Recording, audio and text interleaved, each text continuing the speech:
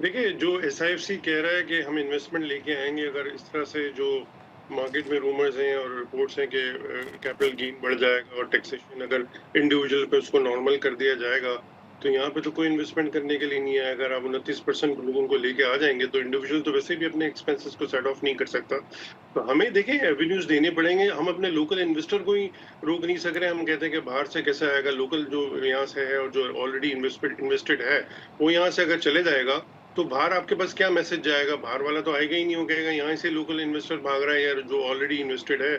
अगर foreign investor है, जो अगर जिनको प्रॉब्लम्स 1 साल में आए हैं पैसे भेजने के अपनी डिविडेंड इनकम की, तो जी। वो इश्यूज़ तो अब रिज़ॉल्व हो गए। लेकिन देखिए, हमें इस किस्म की पॉलिसीज़ बनानी है जो ऑलरेडी टैक्स दे रहे हैं। अगर मैं स्टॉक एक्सचेंज की बात करूँ, देखिए ये वाहिद है इदारा है जो डॉक्यूमेंटेड 100% है। हम बटन दबाते हैं और टैक्स लग जाता है। एक क्लाइंट अगर यहाँ आके काम करता है, उसको एसएसटी उसकी कमीशन पे लग जाती है।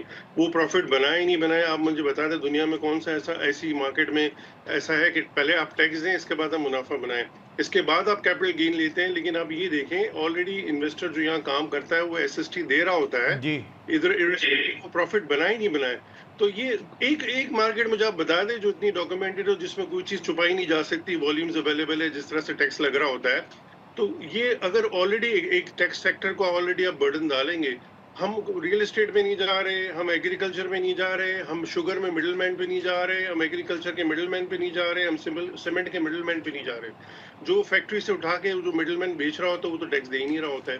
तो ये सारी चीज़ें नज़र आनी चाहिए। देखिए, एक बहुत आसान सॉल्यूशन है कि सिस्टम बेस्ड जब तक असेसमेंट आप इनकम टैक्स का नहीं करेंगे, कि एक बंदा फाइल कर रहा होता है अपना रिटर्न, उसका interaction tax receiver tax payer का इंटरैक्शन होना ही नहीं चाहिए।